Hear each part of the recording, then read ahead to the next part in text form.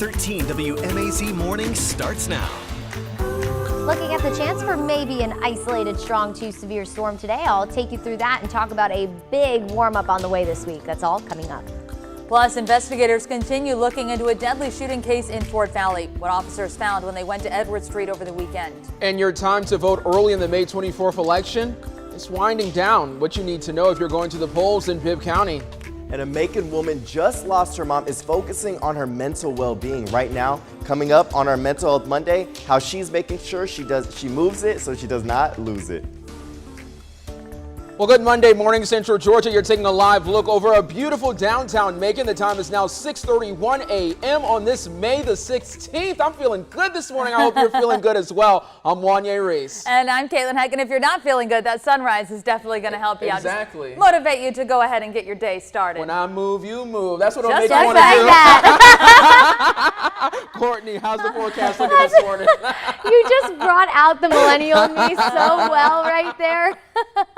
Anyone under the age of, I feel like 20 had no idea what that meant right there. But anyway, it is a beautiful morning. And I was saying earlier, I came into work this morning, you know, and you just don't get enough sleep and you have like a migraine. Well, the energy of this morning team has just let that fade away. So hopefully we can put a little pep in your step for the start of the day. If you're maybe just not quite feeling it on this Monday, maybe stayed up late to see the eclipse that really was wonderful around midnight last night. I'll tell you, I was not up for that because that's prime sleeping time for me, but all the pictures have been wonderful. 64 right now in the city of Macon. We'll let you know what you need to expect as you step out the door. 64 in Warner Robins, 64 in Byron. We're at 63 in Roberta, 66 down in Montezuma, 65 in Irwinton. Area-wide, generally low to mid 60s overall. A very mild morning out there. You might not need a jacket as you step out the door. It is also quite muggy. You'll notice that, and will stay quite humid today. Mid 80s by your lunch hour. It will feel more like the upper 80s, near 90 at that point. We'll top out in the low 90s today with that chance for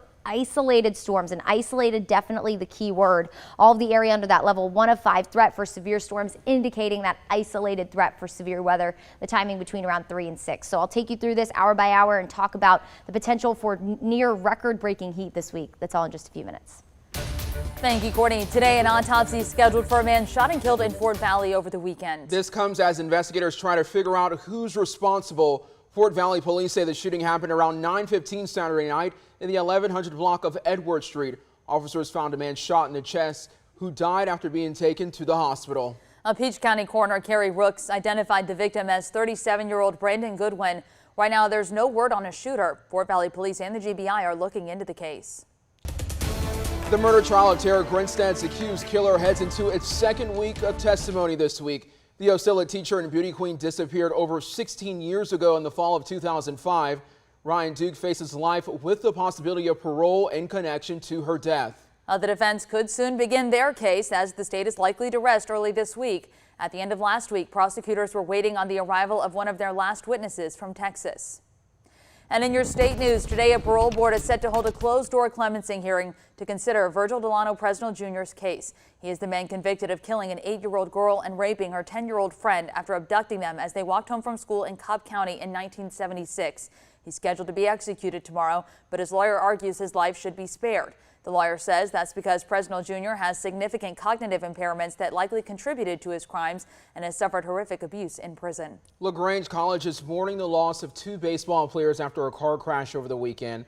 The school says Stephen and Jacob Brown both died. GSP says a crash involving 3 vehicles happened around 9:15 Saturday night. They say one other person also died. The crash happened just hours after LaGrange College won their conference championship on Saturday. The school says that earned them a spot in the NCAA Division III National Tournament. The college held a gathering yesterday to remember the players, and our prayers and condolences are certainly with their families. Today, a federal trial is set to start in Atlanta for the star of the reality TV show Crisley Knows Best. It's on charges including bank fraud and tax evasion. A grand jury initially indicted Todd and Julie Crisley in 2019, and a new indictment was filed in February of this year. An accountant who worked for the couple also faces charges. All 3 have pleaded not guilty. Jury selection is set for today, with opening statements expected tomorrow. It's now 6:35 a.m. on your Monday morning. Turning to election news in Bibb County. This is the last week that you can vote early in the May primary. Now you have through Friday to cast your ballot ahead of the election next Tuesday. Yesterday featured Sunday early voting here in Macon. Bibb County saw one of the highest turnouts compared to other days during the early voting period. And the Board of Elections says a total of 511 voters cast their ballots yesterday. The only day that saw more people was this past Friday when 514 voters headed to the polls. Now, there are 2 spots open for early voting in Bibb County this week. That is the Board of Elections office on Pinona Avenue and the Elaine Lucas Senior Center on Willie Smokey Glover Drive. You can head to both spots from 8:30 until 5:30. Remember, when it comes to the primary, you can find more info on key dates and races in our May 2022 election guide. It's on our homepage of 13WMAZ.com. You can also text VOTE to 478-752-1309, and we'll actually send that guide directly to your phone. Tomorrow we'll get a look at Macon Bibb Mayor Lester Miller's initiatives and priorities for the next year. It comes as he plans to outline his proposal for the 2023 fiscal year budget. Miller tells us that 4 issues he hopes to focus on are public safety, economic development, code enforcement, and pedestrian safety. Miller wants to expand funding to code enforcement so the county can ultimately take a stronger stance on blight. He also wants to increase money going to the Industrial Authority and Urban Development Authority so the county can focus on recruiting and retaining companies. Another top priority for the mayor is improving lighting and sidewalks. Warner Robins Mayor LaRhonda Patrick is also set to present her proposal on the city's 2023 budget. That's expected to happen this evening at 5:30 at City Hall. In education news today, Mayor Lester Miller will head back to his alma mater. He'll speak at Mercer's Macon graduation. The ceremony starts at 8 this morning at 5 Star Stadium. Graduates will also hear from Mike Mills, who's the bass player for the band REM. He's getting an honorary Doctor of Humanities degree. And as students turn the tassel, we want to turn the spotlight on them. So let's take a look at photos you've sent us of your great grads. This viewer says, I'm a proud father for my daughter, DeKayla, a graduate from Clayton State University. Congratulations to you. And here we have Shemaya. She's an honor grad from Wilkinson County High School and graduate from Georgia Military College with an associate's in general studies. You go. Wow. And this family says our precious Jalen graduated with a degree in rehab science from Middle Georgia State University. They say they are so proud of you, and so are we. Emmanuel is a great grad from Fort Valley State. He is also a student athlete, and he will be returning this fall to start his master's degree and his last year on the football field. Congratulations to all of you and to all of our grads out there. And thank you everyone for sharing these photos with us. Walking across the stage is a huge accomplishment, and we want to continue to highlight that. So you can text photos of your great grads to the number on your screen, 478-752-1309. Make sure you tell us their name, where they're graduating from, and why they are so great. Again, text those photos to 478-752-1309, and you may get a shout out right here on 13 WMAZ. Still ahead on 13 WMAZ Morning. I believe there was $6 still left from the last offering. Just like time stopped for the old church. Suzanne Lawler continues her series Sacred Spaces and shows you how Echo Baptist Church survived. We're looking forward to that story. The time is now 6:38 a.m. Suzanne is working on her Sacred Spaces series. TJ is going to have a Mental Health Monday story coming up right after this break, after Courtney gets done doing her weather. So we got some great stuff going on this morning. I know, it'll kind of distract us from this heat that we're going to be talking about in this forecast a little bit. At least there's good news surrounding the weather, you know, so when I come around, it's not as hard of a blow. Because it's going to be quite the toasty week across the area today. Good thing that those graduations are in the morning, because I think Mercer's is today, right, in the morning. Yeah, and today is going to be one of the cooler days of the week. But just something to keep in mind, the traffic around Mercer is probably going to be a little bit wonky, I guess you could say. Probably not your typical traffic day over near Stadium Drive, Mercer University Drive, all of that good stuff as they do get prepared for graduation today. And a huge congrats to all of our grads. That is so exciting. It feels like yesterday I was graduating college, and gosh, I think that's almost been 5-6 years or something now, but I remember that day very vividly. It's an exciting time, so soak it all in, everybody. All right, let's talk about what's going on out there today. Here's a look at your surface map, so what is happening that's ultimately going to create our weather story today.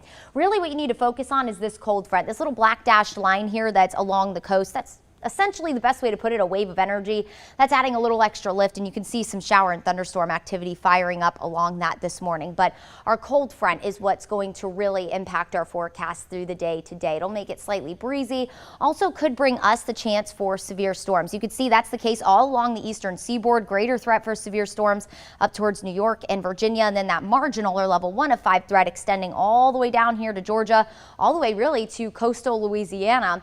And what this looks like for us, very isolated threat. Isolated, definitely the key word. I did change the timing now to 4 to 8 p.m. So during the heat of the day, just up to about that time for the sun to start setting, during when we have all that fuel for thunderstorms to occur.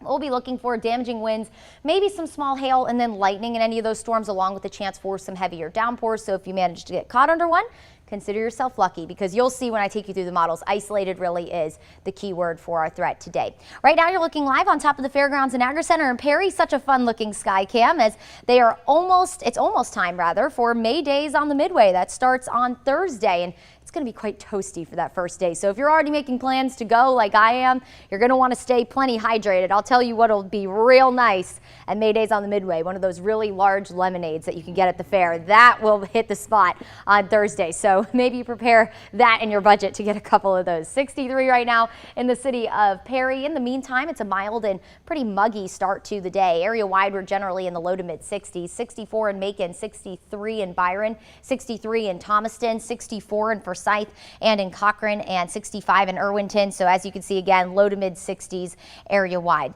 As we go through the day, we'll wait for this cold front again. That'll offer us a light breeze through the day. Also the chance for a few isolated showers and thunderstorms. Really not going to be a widespread threat for severe storms today, hence that level 1 of 5 for us. Either way, it does look like the more scattered chance for showers and thunderstorms lies along the coast, where there's just simply more moisture to work with as this front rolls through. What you're going to notice tomorrow, not necessarily that this is really going to cool us down, but it will bring some drier air, which will feel really nice after the hot and humid day today. We'll wake up with dew points in the 50s, could experience dew points in the 40s tomorrow afternoon. So overall, really nice and comfortable, but still plenty warm. We'll go from the low 90s today to maybe the upper 80s and low 90s tomorrow, but then temperatures rebound back into the upper 90s by Thursday, which would tie a record, by the way. Our greater chance for showers and thunderstorms returns for Saturday and Sunday.